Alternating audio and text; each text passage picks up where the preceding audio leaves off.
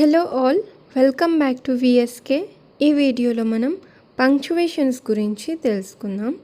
So degree first సెమిస్టర్లో అయితే punctuation topic ఉంది. So punctuations are very easy, కాకపోతే కొంచెం లెంతీగా ఉంటాయి. సో పంక్చువేషన్స్ అనేవి ప్రతి లాంగ్వేజ్లో ఉంటాయి. హిందీ, ఇంగ్లీష్, తెలుగు, ప్రతి లాంగ్వేజ్లో పంక్చువేషన్స్ అనేవి ఉంటాయి. సో పంక్చువేషన్ మార్క్స్ని జనరల్గా ఏమంటారంటే ట్రాఫిక్ సిగ్నల్స్ ఆఫ్ లాంగ్వేజ్ అని నార్మల్గా జనరల్గా అంటారు. అండ్ ఈ పంక్చువేషన్స్ని మనం కరెక్ట్గా యూజ్ చేస్తే చదివే వారికి సెంటెన్స్ అనేది అర్థం అవుతుంది, ఎలా చదవాలో తెలుస్తుంది. కానీ మనం వీటిని కరెక్ట్గా ప్లేస్ చేయకుండా ఇన్కరెక్ట్గా పెట్టామంటే సెంటెన్స్లో ఎక్కడంటే అక్కడ ఇన్కరెక్ట్గా ప్లేస్ చేస్తే ఈ మీనింగ్ని కంప్లీట్గా చేంజ్ చేసేసి అసలు సెంటెన్స్ యొక్క మీనింగే చేంజ్ చేసేస్తాయి. So you can see here, ఇక్కడ ఒక ఎగ్జాంపుల్ ఉంది, ఒరిజినల్ టెక్స్ట్. సో ఇక్కడ example you can see. So ఈ original text a women without her man is nothing మనకు అర్థమవుతుంది, మీనింగ్ చాలా క్లియర్గా ఉంది. మనం దీన్ని పంక్చువేట్ చేస్తే అంటే పంక్చువేషన్ మార్క్స్ని యూజ్ చేస్తే, so you can see a women, so comma, and without her man is nothing. So ఇక్కడ ఒక కామా పెట్టాం. So a women, so women గురించి చెప్తున్నాం, without her man is nothing. So ఇలా మనకు సెంటెన్స్ అయితే క్లియర్గా అర్థమవుతుంది. మనం అలా కాకుండా పంక్చువేషన్ మార్క్స్ని ఎక్కడంటే అక్కడ యూజ్ చేస్తే, సో ఇక్కడ చూడవచ్చు మీరు, ఇక్కడ సెమీకోలన్ యూజ్ చేశారు అండ్ ఇక్కడ కామా యూజ్ చేశారు. So these are not necessary, అంటే సెమీకోలన్ ఇక్కడ యూజ్ చేయాల్సిన అవసరమే లేదు. A women semicolon without her man is nothing. So అది అర్థం అవ్వదు, మనకు సెంటెన్స్ ఒక మీనింగే కంప్లీట్గా చేంజ్ అయిపోయింది. సో ఇలా పంక్చువేషన్ మార్క్స్ని కరెక్ట్గా ఎక్కడ యూజ్ చేయాలి, వాటి రూల్స్ ఏంటి, అసలు పంక్చువేషన్ మార్క్స్ ఎన్ని ఉన్నాయి, సో అనేది ఈ వీడియోలో మనం తెలుసుకుందాం. So rules of punctuations. So English గ్రామర్లో అయితే టోటల్గా 14 పంక్చువేషన్ మార్క్స్ అయితే ఉన్నాయి. సో ఇవి కామన్గా మనం ఇంగ్లీష్ గ్రామర్లో యూజ్ చేస్తాం. ఈ 14 పంక్చువేషన్ మార్క్స్ అవి ఏంటంటే period, question mark, exclamation point, comma, semicolon, colon, dash, hyphen, parenthesis, brackets, braces, apostrophe, question marks and ellipsis. So వీటి సింబల్స్ ఎలా ఉంటాయి అనేది కూడా చూద్దాం. అండ్ ఇవి కరెక్ట్గా ఎక్కడ యూజ్ చేయాలి అనేది కూడా చూద్దాం. సో ఇవి యూజ్ చేస్తే మనకు చదవడానికి ఈజీగా ఉంటుంది, అర్థం చేసుకోవడానికి కూడా ఈజీగా ఉంటుంది. సో ఫస్ట్ వచ్చేసి పీరియడ్ అంటే ఫుల్ స్టాప్ అంటాం కదా మనం, సో దాన్నే పీరియడ్ అని అంటారు ఇక్కడ. So you can see here, so this is the symbol, just ఒక డాట్ ఇలా. And then the period is placed at the end of declarative sentence. అంటే పీరియడ్ మనం ఎక్కడ యూజ్ చేస్తామంటే ఒక సెంటెన్స్ అనేది కంప్లీట్గా ఫినిష్ అయిపోయింది అన్నప్పుడు యూజ్ చేస్తాం. అండ్ ఇంకా ఎక్కడంటే అబ్రివేషన్స్ తర్వాత, అబ్రివేషన్స్ లైక్ ఇప్పుడు జనవరి, ఫిబ్రవరి అలా ఉన్నాయి కదా, జనవరి అని మనం కంప్లీట్గా రాయకుండా జస్ట్ జాన్ ఇలా రాస్తే దీని అబ్రివేషన్ అంటాం. లైక్ యూ కెన్ సీ ఇక్కడ సెంటెన్స్ ఎగ్జాంపుల్స్ చదివితే చాలా క్లియర్గా అర్థమవుతుంది. So you can see here, first వచ్చేసి John and Jack went to the market. So ఈ సెంటెన్స్ అనేది కంప్లీట్ అయిపోయింది కాబట్టి ఇక్కడ పీరియడ్ అనేది యూజ్ చేసాం. And then after an abbreviation, her son, comma, Jones J R తర్వాత పీరియడ్ ఉంది. జేఆర్ అంటే ఏంటి అంటే జూనియర్ అని.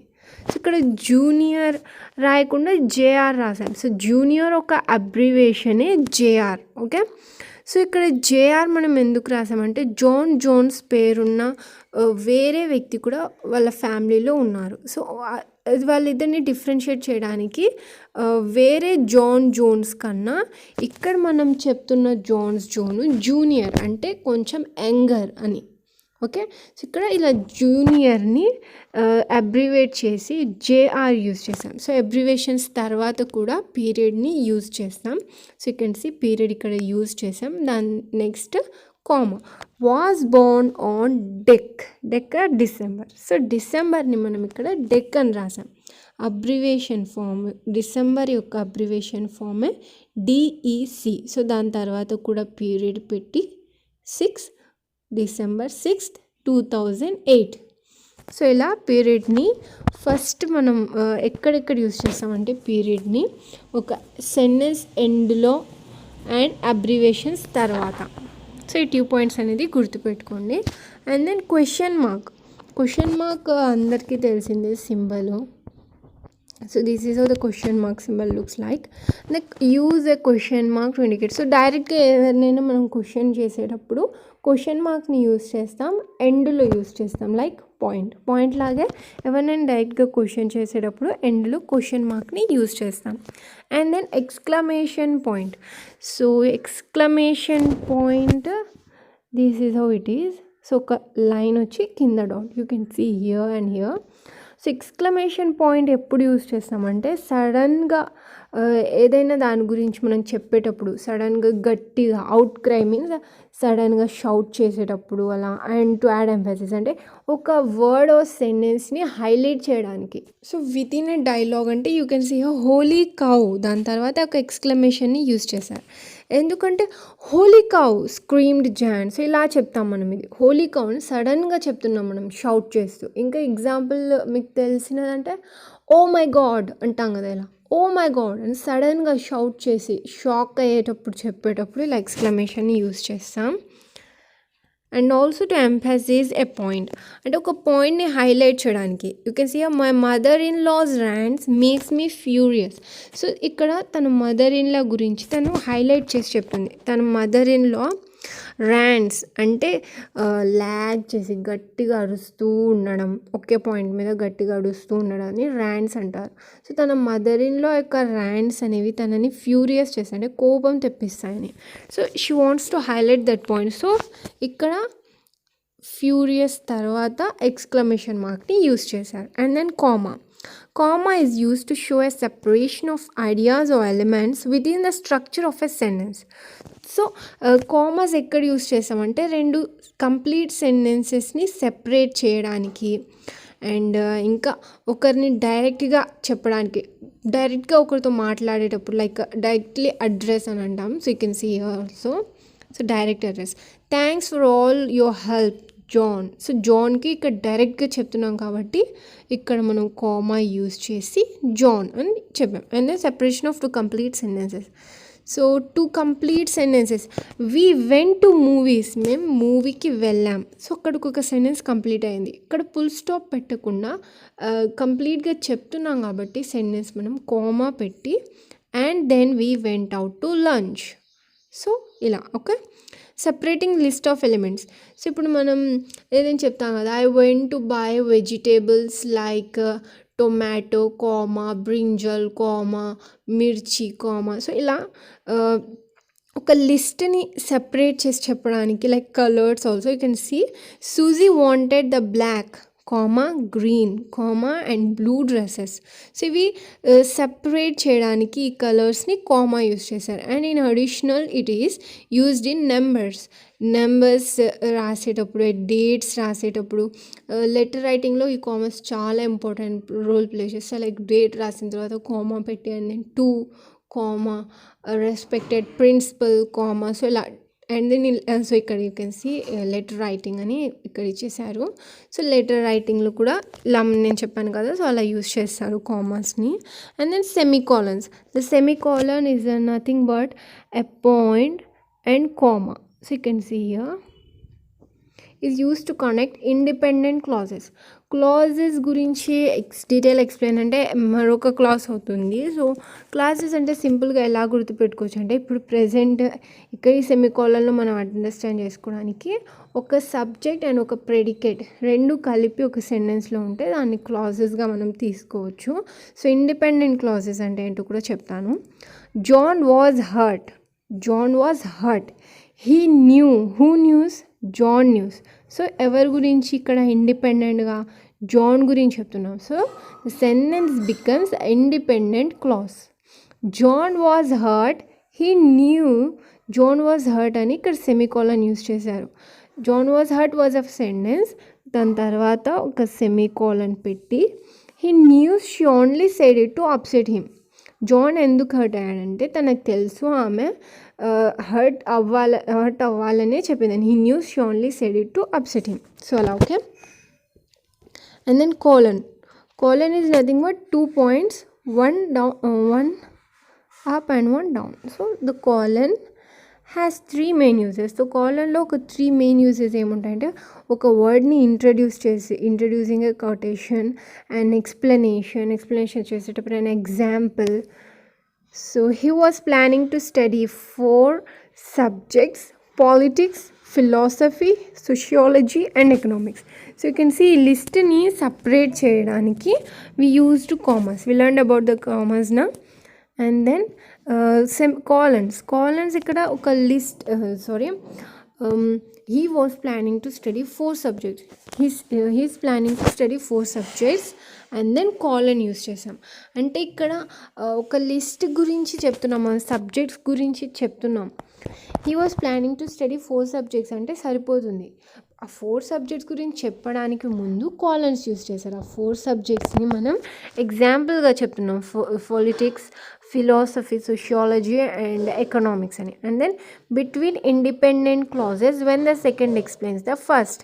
I didn't have time to get changed. I was already late. So this is also an independent clause.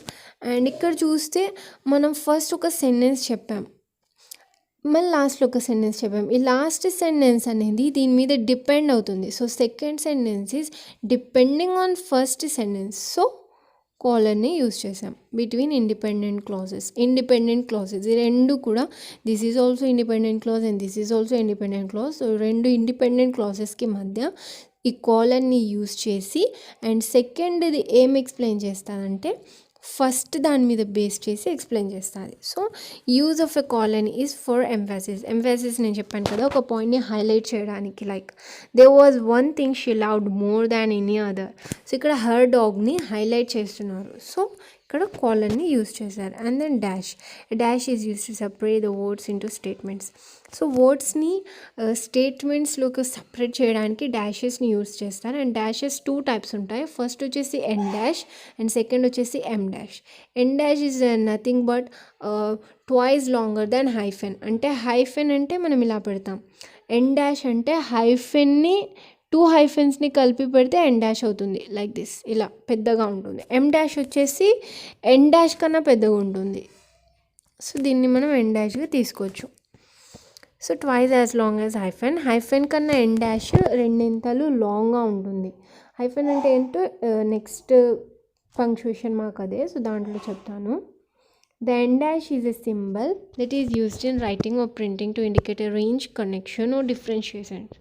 So end dashని మనం indicate చేయడానికి use చేస్తాం. ఇక్కడ యూ కెన్ సీ ఇక్కడ ఇయర్ని ఇండికేట్ చేస్తున్నాం బిట్వీన్ దీస్ అని. So or Princeton, New York trains. So ఇక్కడ ఇలా okay. And then em dash longer than en dash. En dash కన్నా ఎమ్ డాష్ అనేది లాంగ్ ఉంటుంది.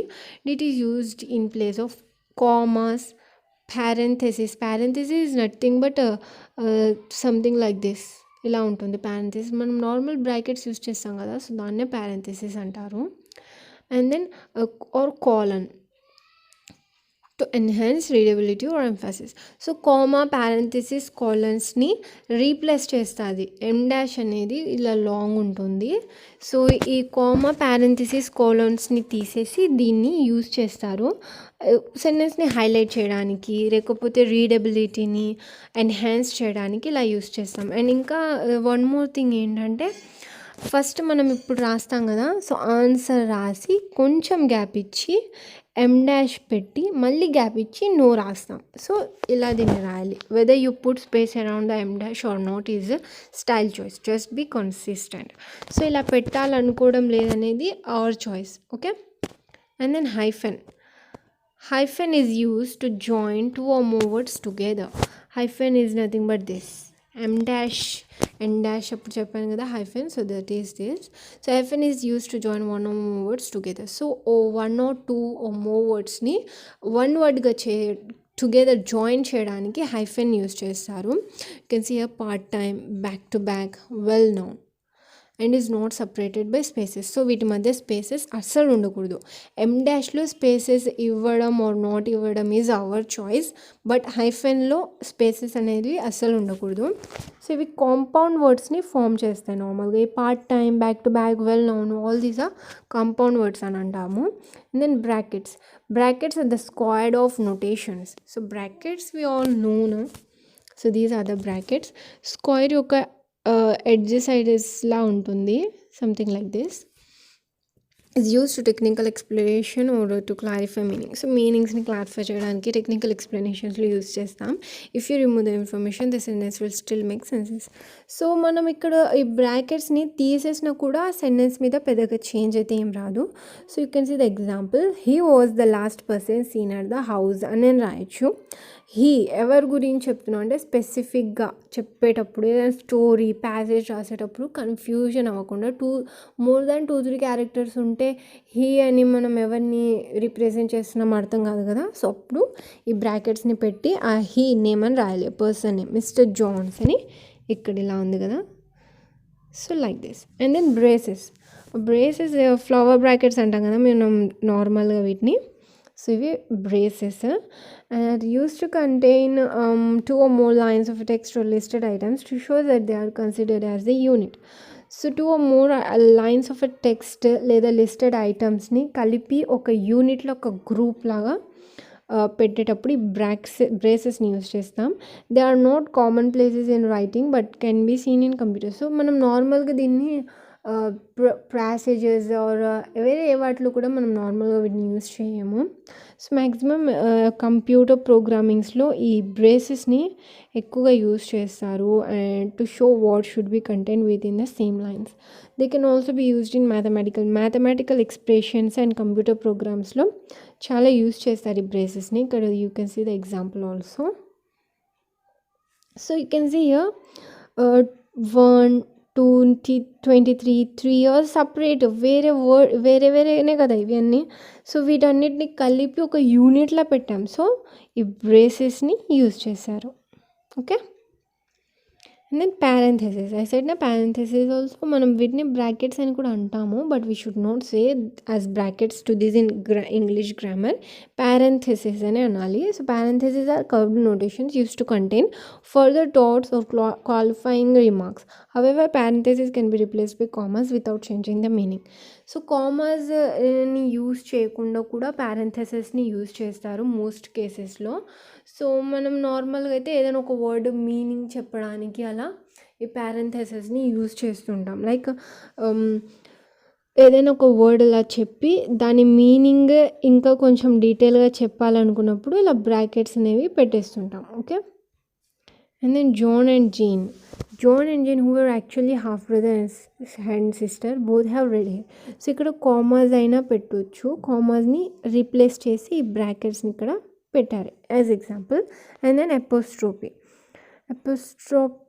Is used to indicate the omission of a letter. So apostrophe అంటే ఎలా ఉంటుంది, so పైన వర్డ్స్కి పైన ఉంటుంది. You can see here also. So apostrophe దేనికి యూస్ చేస్తారంటే ఒమిషన్ ఆఫ్ లెటర్ అంటే కొన్ని లెటర్స్ని ఒమిట్ చేయడం, అంటే కొన్ని లెటర్స్ని తీసేసే ప్లేస్లో యూస్ చేస్తారు. The possessive case or the plurals of lower case letters. Example, the apostrophe is used include. So you can see the example, I have seen. మనం ఇక్కడ ఎలా రాయాలి, I have seen అని రాయాలి. బట్ వి ఇక్కడ హెచ్ఏని omit చేసామంటే హెచ్ఏని తీసేసాం. So we used apostrophe, I-V అని రాసాం. You can see here.